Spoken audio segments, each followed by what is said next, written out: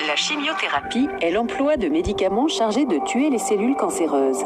Ces médicaments anticancéreux sont généralement administrés par voie intraveineuse, IV, c'est-à-dire qu'ils sont administrés au goutte à goutte dans la circulation veineuse selon un rythme préétabli.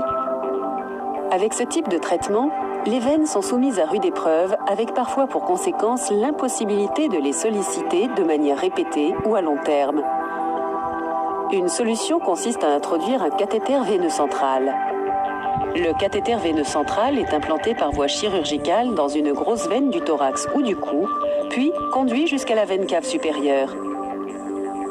Le cathéter est ensuite maintenu en place sur la poitrine du patient. Une fois inséré, le cathéter veineux central peut être utilisé pour administrer des traitements par voie IV ou pour prélever du sang pour les analyses.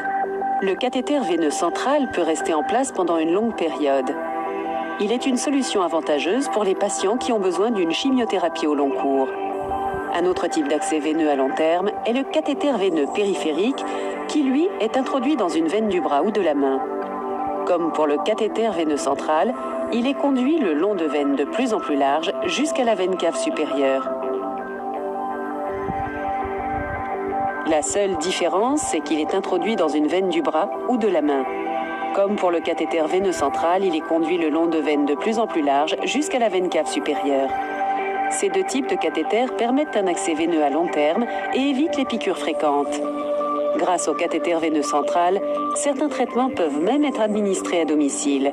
Cependant, ces deux types d'accès veineux comportent un risque d'infection. Il est par conséquent essentiel de respecter des conditions de stérilité et d'hygiène maximale lors de leur utilisation.